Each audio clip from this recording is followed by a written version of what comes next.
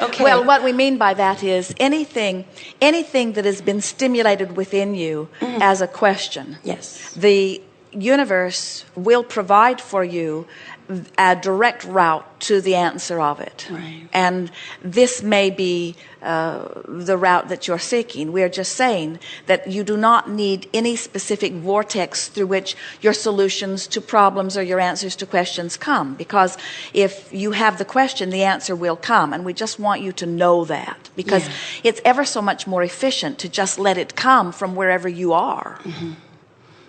I was actually mainly looking for validation and maybe it could help others as well.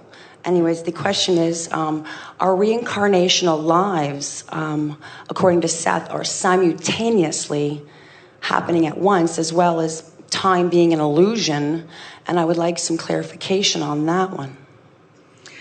The thing about that makes it confusing for those of you who are focused in your time-space reality is that you have literally, we had a conversation earlier before lunch about the vibrational variance in non-physical as it relates to the vibrational variance in the physical.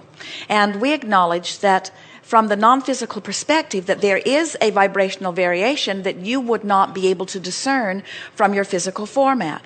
Now, some might take that to mean that you are not highly evolved like the non-physical is, but that is not the way in which we meant it. The way that we meant it is that you have slowed time and space to a place where you can more precisely extract meaning and desire from it for the purpose of focusing, and then when you do so, source focuses upon it for this powerful earth-creating kind of creation, while you have the benefit of then bringing yourself up to vibrational speed with it. Did you follow that a little bit? In other words, this is the leading edge of creation. You are the pioneers out here in this more precise deciphering of contrast. So with that same sort of basis of understanding, then we can refer to what you're talking about and say to you, read your statement again. The first one again? The question? Reincarnational lives are simultaneously happening. So the discernment of that which may seem simultaneous from non-physical, who can think all thoughts simultaneously, who can remember past, experience present, and imagine future simultaneously. In other words, it's just a difference in the focus, that's all. We want to say, and Seth does too, that there is a misunderstanding in the way that you have taken that, because there is no separate, all of your power is in your now, and the only power that matters, the only power worth understanding and utilizing is the power of alignment between the non-physical point of view and the physical point of view. And so as you use your power of focus here and now, you can focus about the past, and you can focus about the present, or you can focus about the future, but you're doing it all right now. You're doing it all now. And there are so many people who are using their attention to the past as their excuse to not allow their alignment with now, you see.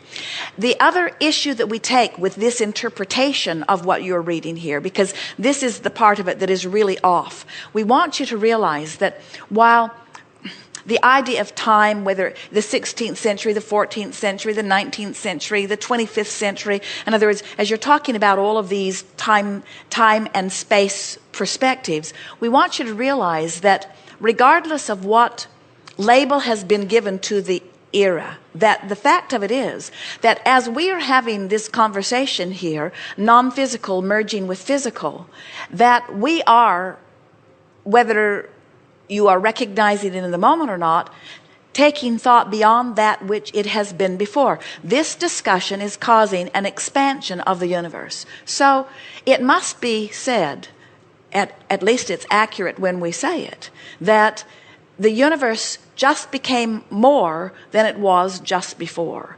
And if that is true, then it cannot be true that there cannot be a past and a present and a future in the way that you understand it to be. In other words, if there was less before and there is more now, that means there has been expansion. And you just have to accept that an eternity is a time-based concept, and being and foreverness is too. And in this experience, you are just deciphering it more than non-physical cares to decipher. You are more interested in time. We are more interested in eternity. You are more lack-based in your attention to time. We are not lack-based in it at all. And that really is the message that was being expressed there. Okay.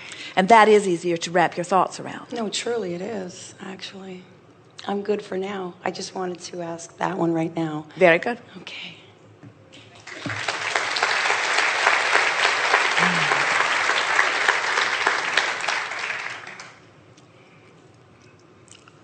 Do you believe that you have come here into this time-space reality with reason?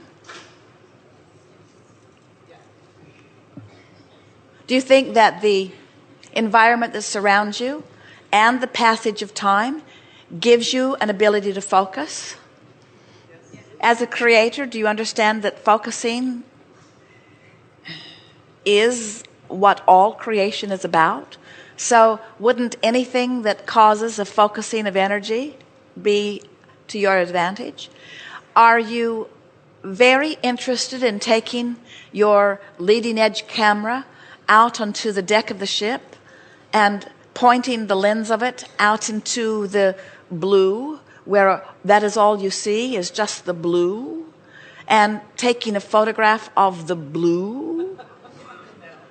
Are you more interested in maybe the horizon, or maybe an island sticking up, or maybe a piece of the ship, or the point of someone's nose? In other words, isn't it more satisfying to find something to focus your lens upon? And that is what this time-space reality gives you. You are energy, but energy is nothing without focus. There is no satisfaction of a thinker unless you find something to focus upon. And there's no satisfaction in thinking unless you can feel the relationship of the expanding thought.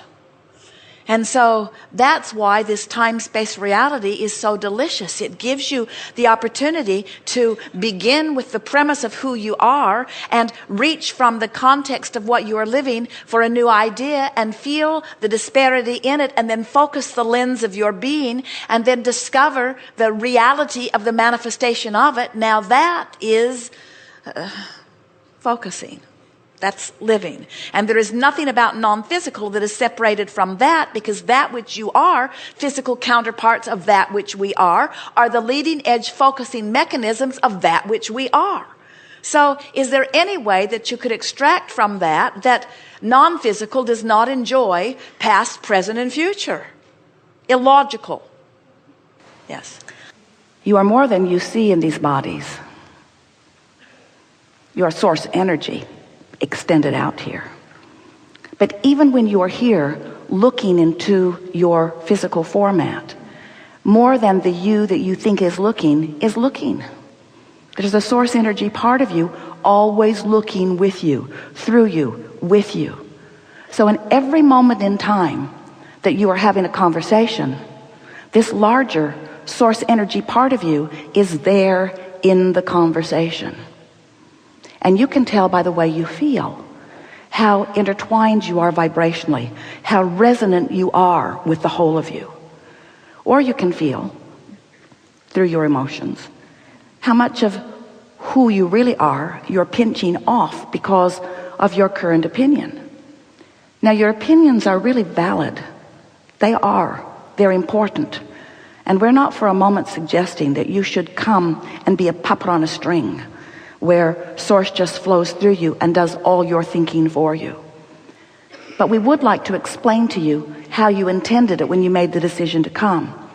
And as you decide to deliberately apply your awareness that you are a vibrational being, that you are an extension of source energy, that source energy is flowing to you and through you at all times, that you have guidance within you that lets you know how much of that you are allowing in any moment, or how much of that you are resisting.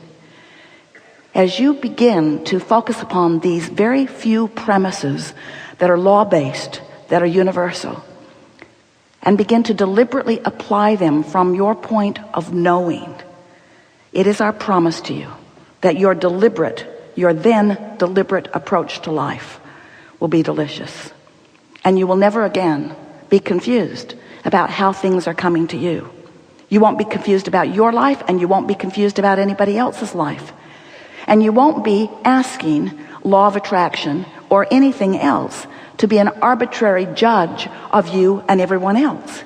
You won't be asking the impossible things that so many humans are asking, which is, let's just bang around together and let's manifest all over the place, wanted and unwanted, and then let's find some judge who is standing outside of us to evaluate the rightness or the wrongness of our behavior or of our creation or of our attraction, and then we will try to mimic whatever the Great One decides is the right way to live.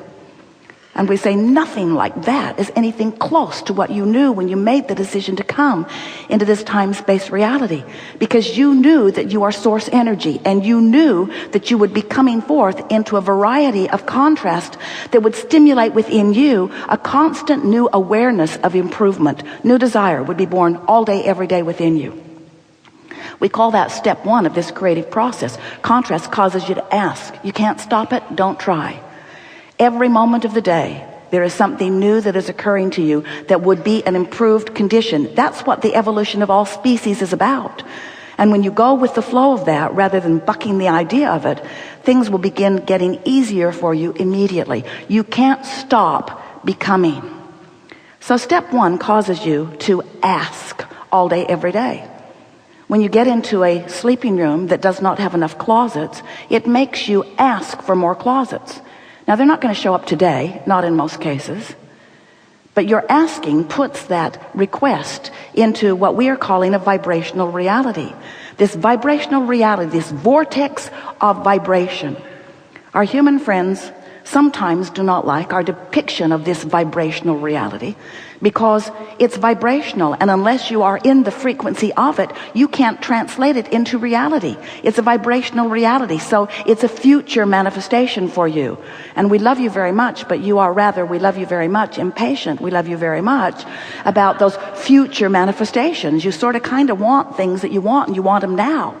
Because in many cases, the reason you want them is because you believe you will feel better in the having of it. In other words, if I had that now, then I would feel good. But since I don't have it, I don't feel so good, and I'm justified in not feeling so good because I don't have this thing that I want. And so I'm going to stand in this place of not feeling so good because I want that thing that I do not have, and I think that someone should make it available to me, even though I'm offering a vibration that prevents it from coming to me. Someone should call someone. Someone should call someone. There should be someone somewhere powerful enough to make it all right for me, even though I'm offering a vibration that prevents it from coming. Still, someone should call someone. And we say, when you give up on that, when you realize that you've already done the calling, you've already done the asking, that's not the problem. You've asked. Step one has happened, and step two has happened too. You've asked and it is given. It has been given. It is vibrationally done. And sometimes you say,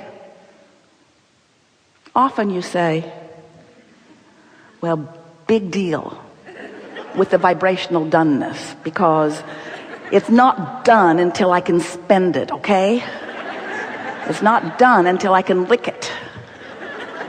I want the manifestation of it. I want the reality of it. And we say, we want that for you too, because that's the confirmation of your perfect alignment. But meanwhile, there are a lot of things that are coming into beingness that you could be taking enormous pleasure from if you would allow yourself to understand the process of creation. So step one is contrast causes you to ask for it, and when you do, you launch a rocket of desire that is a little foreign to you because it was born out of your awareness of contrast, often out of your clear awareness of what you don't want. When you know what you don't want, you always know more clearly what you do want, don't you?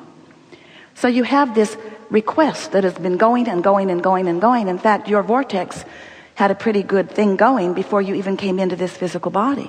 And now you're here in this physical body. You are adding to that vortex all day, every day. And you have amassed a veritable fortune of well-being, abundance on all levels, vibrationally here for you. And Source, that larger part of you that part of you that was you before you came into this physical body, that is you even though you're in this physical body, that other vibrational part of you who is always collecting the best of that which you've become and holding the vibrational light of